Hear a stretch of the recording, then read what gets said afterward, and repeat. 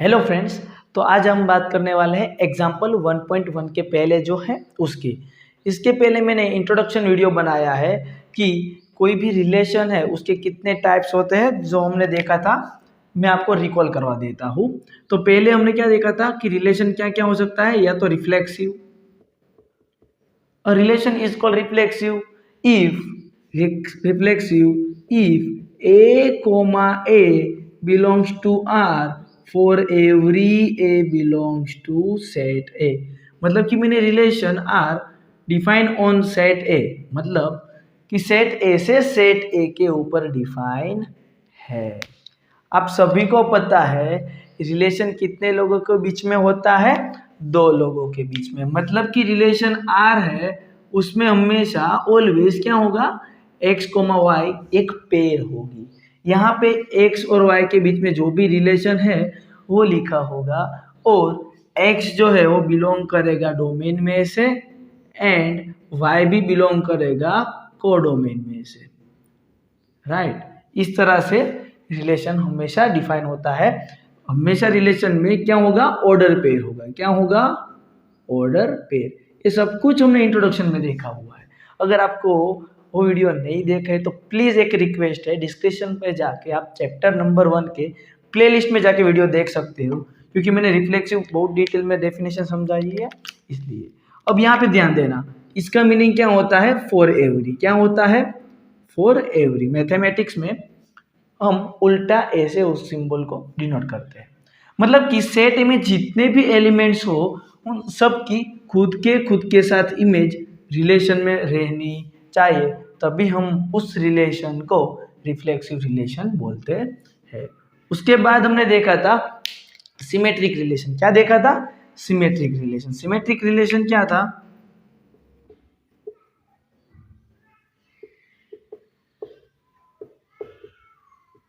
Okay, symmetric relation मतलब कि उस रिलेशन में कि if relation R is called symmetric if a comma b, अगर हमें आर में से ऑर्डर पेयर मिल रही है या तो हमें उसमें से लेना है।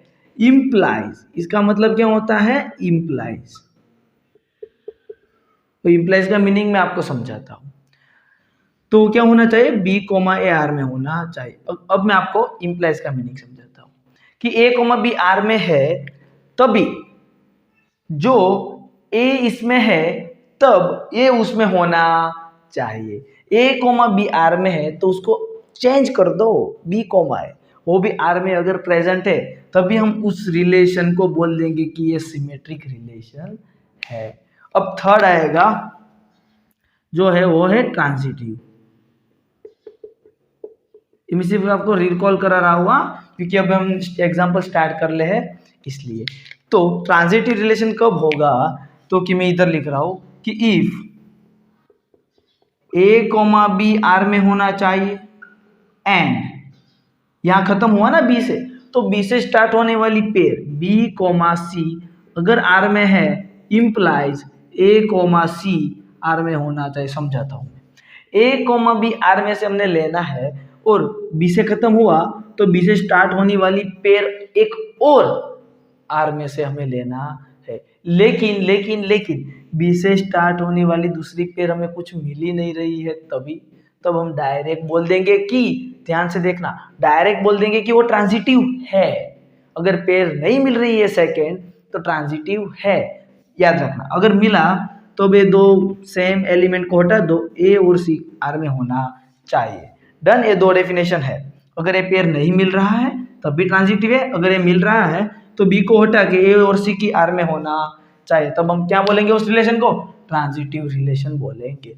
ये मैंने रिकॉल करवाया है क्योंकि मैं अभी एग्जांपल स्टार्ट करने वाला हूँ, उसमें हमें इसका इंपॉर्टेंस बहुत जरूरी है। तो एग्जांपल नंबर 2 अभी हम देखते हैं क्या है। Let T be the set of all triangle in a plane with R relation in T given okay। जो रिलेशन R है ना वो कहाँ से कहाँ डिफाइन करके दिया हुआ है, सॉल्यूशन वो R है वो T टू T पे डिफाइन करके दिया गया हुआ है। मतलब कि यहाँ पे टी प्लेन के सारे ट्राइंगल्स होंगे, यहाँ पे भी प्लेन के सारे ट्राइंगल्स होंगे, लेकिन हमें टी कौन से कंसीडर करने हैं, सिर्फ तो कि इस कंडीशन को सेटिस्फाई कर दे इस तरह। तो यहाँ पे हमें T1 और T2 इसी तरह लेना है कि इन दोनों के बीच में रिलेशन क्या है कि T1 is congruent to T2। तो हमें पहला तो पता होना चाहिए कि ये कॉन्ग्रुएंट है क्या। तो कॉन्ग्रुएंट मतलब कि मान लो कि ये T1 ट्राइंगल है और ये T2 ट्राइंगल है, तो कॉन्ग्रुएंट तभी होगा इन दोनों का शेप, साइज, एंगल सब कुछ सेम टू सेम होना चाहिए। ये दोनों पेन की साइज सब कुछ सेम है, राइट, तो ये दोनों कॉन्ग्रुएंट है। अगर सिर्फ शेप्स इक्वल है, ये क्या है, कॉन्ग्रुएंट है। अगर सिमिलर किसको बोलते हैं, तो कि मैंने इधर एक ट्राइंगल ऐसा ड्रॉ किया और एक बड़ी साइज वाला देखा, लेकिन दोनों का शेप कैसा है, शेप क्या है, सेम है, तब हम बोलेंगे सिमिलर। शेप भी सेम होना चाहिए, साइज भी सेम होनी चाहिए, तब बोलते हैं कॉन्ग्रुएंट। तो यहाँ पे आप सबको कॉन्ग्रुएंट तो पता चला है। तो अब हम पहले चेक करते हैं कि ये जो रिलेशन दिया गया हुआ है वो इक्विवेलेंस रिलेशन है। इक्विवेलेंस रिलेशन की मैंने डेफिनेशन बताई थी कि अगर वो रिलेशन रिफ्लेक्सिव है, सिमेट्रिक भी है और ट्रांजिटिव भी है, अगर ये तीनों है तब हम उस रिलेशन को बोलते हैं इक्विवेलेंस रिलेशन। तो चलिए हम पहले चेक करते हैं कि वो रिफ्लेक्सिव रिलेशन है या नहीं। तो मैंने आप सबको बताया है कि रिफ्लेक्सिव के लिए हमें क्या चेक करना है, तो कि इधर में अगर T1 लिख रहा हूं तो इधर भी मुझे क्या लिखना पड़ेगा, T1। देखो इधर मैंने A लिखा तो खुद के साथ वो रिलेशन है कि चेक करना है क्या वो बिलोंग्स टू R होगा। चलो मैं भी आपको बताता हूँ कि मैं ये T1 ट्राइंगल ड्रॉ करा, उसके ऊपर दूसरा ड्रॉ कर दिया, खुद का खुद ट्राइंगल उसके शेप सेम होगा, सिंपल। इधर मैं खड़ा हूँ, राइट, फिर से मैं इधर आ गया, T1 T1, क्या हम दोनों सेम है, ऑब्वियसली यार, खुद के खुद ट्राइंगल तो सेम होगा ही होगा। T1 is congruent to T1 itself, मतलब खुद के साथ तो होगा ही होगा, तो बिलोंग्स टू आर आ गया।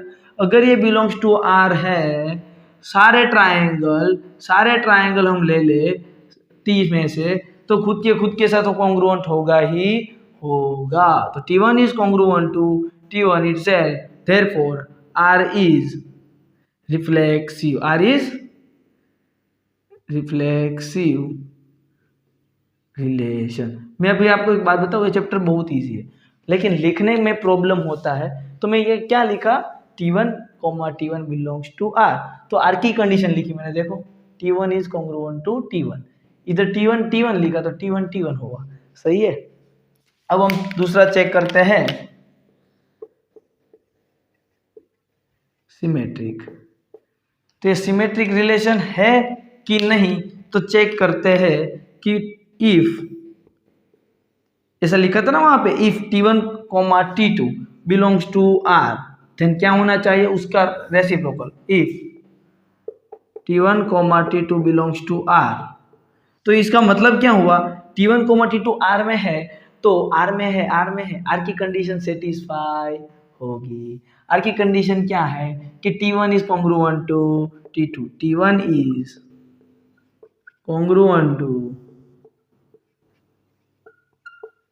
T2, तो क्या T1 कॉन्ग्रुएंट टू T2 है, ये T1 है और ये T2 है, इन दोनों को एक्सचेंज कर दो, यहाँ पे रख दो, फिर भी कॉन्ग्रुएंट तो होगा ही होगा, सिंपल सी बात है। T2 इज कॉन्ग्रुएंट टू, पहले नाम इसका लो बाद में उसका नाम लो, बात तो सेम ही हुआ ना। देन T2, T1 है, वो ये कंडीशन सेटिस्फाई कर रहा है, अगर ये कंडीशन सेटिस्फाई हो रही है तो किस में बिलोंग करेगा, R में से। तो देखो हमने T1, T2 R में से लिया था, तो T2, T1 R में मिल गया। तो हम यहाँ से क्या कह सकते हैं कि जो R है, R इज सिमेट्रिक रिलेशन, क्या है, R इज सिमेट्रिक रिलेशन। अब हमें लास्ट पॉइंट चेक करना है, ट्रांजिटिव। तो ट्रांजिटिव के लिए क्या था, तो कि हमें T1 coma T2 belongs to R में से लेना है एंड T2 कोमा T3 भी R में से लेना है और शो करना है कि ये T2 को हटा दो, बचा है क्या T1 एंड T3 वो R में आना चाहिए। तो मेरे पास यहाँ स्पेस नहीं है तो यहाँ लिख रहा हूँ। देखो ए इसमें बिलोंग कर रहा है तो उसकी कंडीशन क्या थी वही देख देख के लिखना है कि T1 इज कॉन्ग्रुएंट टू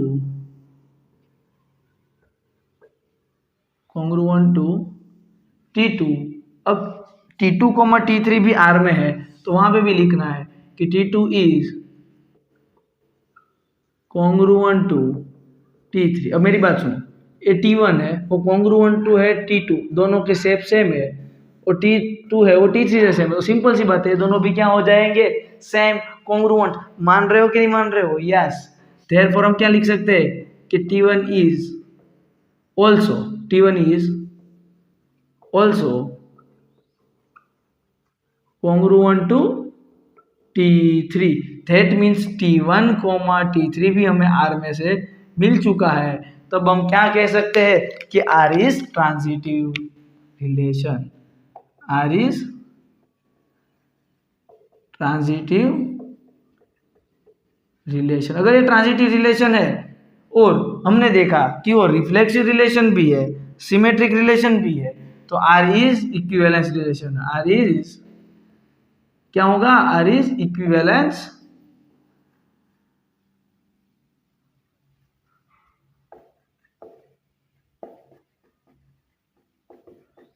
तो फ्रेंड्स इस एग्जांपल में आपको कहीं पे भी डाउट है कैसे लिखना है, मैंने सब कुछ सिखा दिया है। क्या लिखना है? अगर इस R में ले रहे हैं तो R की कंडीशन लिख रहा हूं मैं यहाँ पे। देखो इधर T1 था तो T1, इधर T2 था तो T2, तो वही लिख रहा हूं जहां पे है क्वेश्चन में, और हमें कुछ लिखना नहीं है, सिंपल लैंग्वेज में लिखना है। ओके, अब हम नेक्स्ट एग्जाम्पल देखते हैं। तो फ्रेंड्स एग्जाम्पल नंबर 3 देखते हैं। 3 में क्या कहा है कि let L be the set of all line in a plane.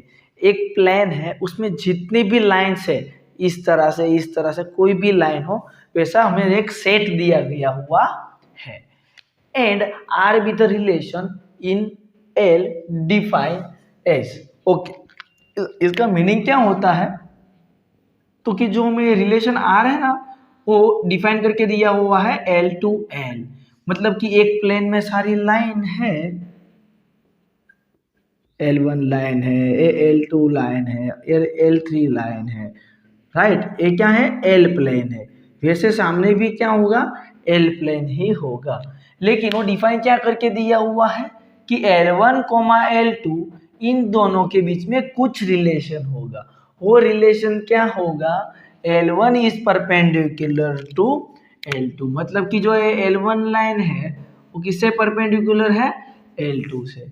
आप इसको नोटेशन की फॉर्म में भी लिख सकते हो, परपेंडिकुलर की साइन होता है ना उल्टा T। Yes, so that R is symmetric but neither reflexive and nor transitive. Check करते हैं, उसने आंसर तो बता ही दिया है, सिर्फ हमें शो ही करना है रिफ्लेक्सिव।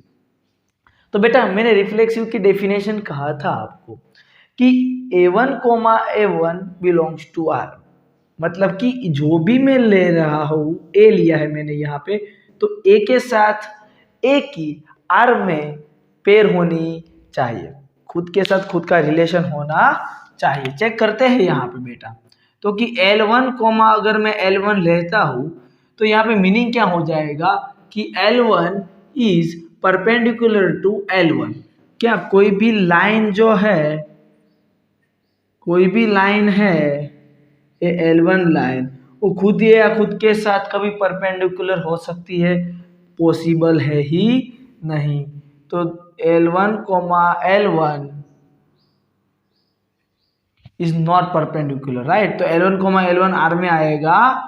नहीं आएगा। तो हम यहाँ पे क्या लिख सकते हैं कि L1 is not perpendicular to L1। खुद के साथ परपेंडिकुलर कभी भी पॉसिबल है नहीं, तो खुद का रिलेशन R में बिलोंग नहीं कर रहा है। तो अगर कर रहा होता तब हम बोलते हैं कि रिलेशन रिफ्लेक्सिव है, लेकिन यहाँ पे नहीं कर रहा तो हम बोल देंगे कि R is not reflexive relation. पता चला? ओके, ये हमने फर्स्ट चेक कर लिया। अब हम सेकंड चेक करने वाले हैं बेटा सिमेट्रिक। तो सिमेट्रिक की डेफिनेशन सिंपल है, आर में से ही हमें एक पेयर लेनी है ए कोमा बी, और उसको उल्टा कर दो, बी कोमा ए को हमें आर में दिखाना है, बस वही तो सिर्फ करना है यहाँ पे। तो लेट कि L1 कोमा L2 मैंने आर में से एक पेयर कंसीडर करा हुआ है, इसको मैंने आर में से लिया, दैट मीन्स आर में से मैं इस पेयर को ले रहा हूं, तो ये कंडीशन क्या होगी? सेटिस्फाई। तो इसी को हम इस फॉर्म में लिख देंगे कि L1 इज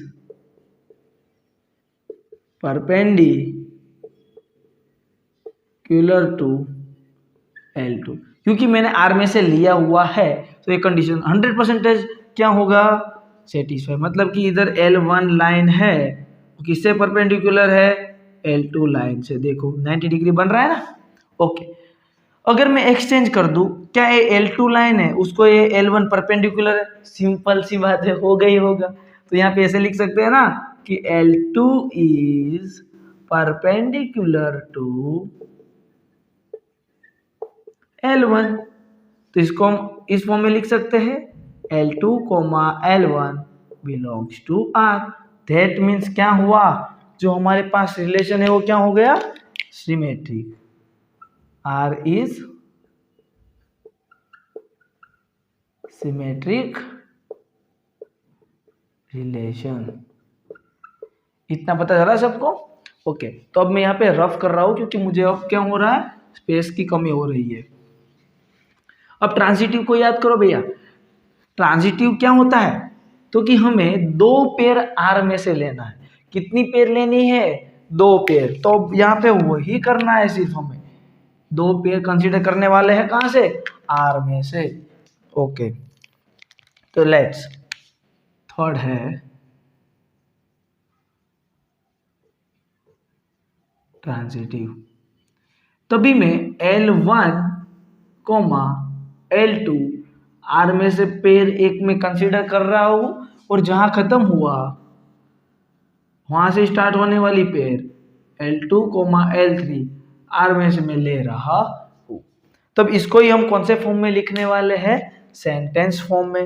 तो चलो इसको हम सेंटेंस फॉर्म में लिखते हैं। ये आर में है तो आर की जो भी कंडीशन है वो क्या होगी? सेटिस्फाई होगी। तो वही लिखेंगे कि L1 is perpendicular to L, उसी को इसको भी कर रहे हैं तो यह भी लिख सकते हैं कि L परपेंडिकुलर टू। क्या कर कि ये जो L2 L उसको हटा के L को चेक करते हैं। सबसे पहले तो मैंने लिखा कि L1 परपेंडिकुलर टू L, तो ये जो लाइन है उसको ये क्या है? अब क्या कि 2 को L2 परपेंडिकुलर है, तो मुझे परपेंडिकुलर को ड्रॉ करना होगा, तो इस तरह से L, तो क्या L1 परपेंडिकुलर टू होगा? L1 जो है उसके साथ 3 कभी परपेंडिकुलर होगा? पैरेलल होगा। परपेंडिकुलर नहीं है तो L1 not perpendicular to L3। अगर नॉट मतलब परपेंडिकुलर नहीं तो L1 को L आ रहेगा नहीं, अगर ये में ही आ तब हम कहेंगे रिलेशन ट्रांजिटिव नहीं है, इज नॉट ट्रांजिटिव। तो आपको पता चला इक्विवेलेशन भी नहीं है कि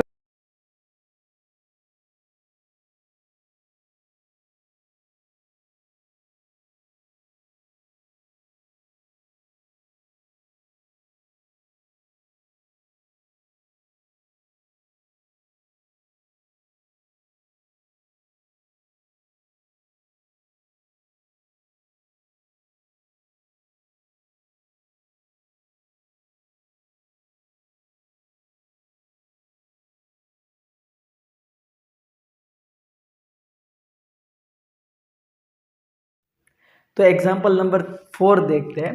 4 में क्या है? Show that the relation R in the set. हमें इधर सेट में एलिमेंट्स कौन से दिए गए हुए हैं? 1, 2 एंड 3 गिवन बाय, हमें यहाँ पे रिलेशन आर डिफाइन करके दिया गया है। यहाँ पे डायरेक्टली हमें पेयर गिवन ही है। Is a reflexive but neither symmetric no transitive. तो चलो हम इसको शो कर देते हैं। सॉल्यूशन, सबसे पहले हम चेक करने वाले हैं कि रिफ्लेक्सिव।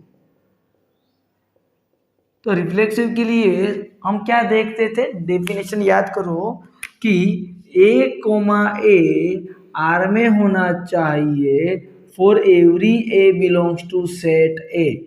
यहाँ पे क्या है, एक सेट है और इसका मीनिंग मैंने बताया था क्या होता है, फॉर एवरी, मतलब कि सेट ए में जितने भी एलिमेंट्स है सभी एलिमेंट्स की खुद के साथ इमेज आर में होनी चाहिए।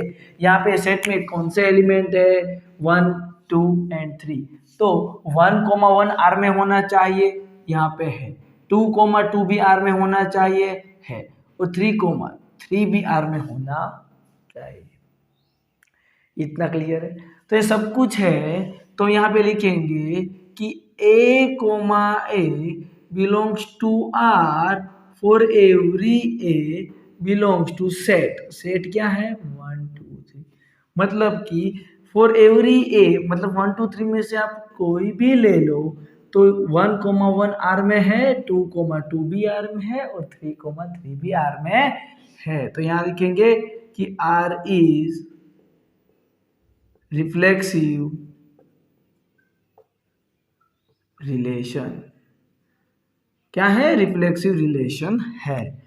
उसके बाद हम क्या चेक करेंगे, तो बेटा सेकंड है सिमेट्रिक।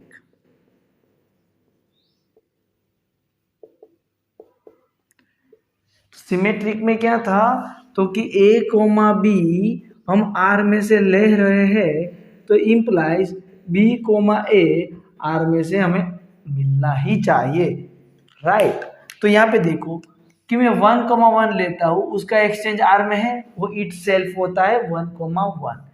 2,2 का एक्सचेंज इट सेल्फ 3, ओके 1,2 उसका चेंज कर दो तो 2,1 होता है, वो आर में होना चाहिए, है 2,1 नहीं है।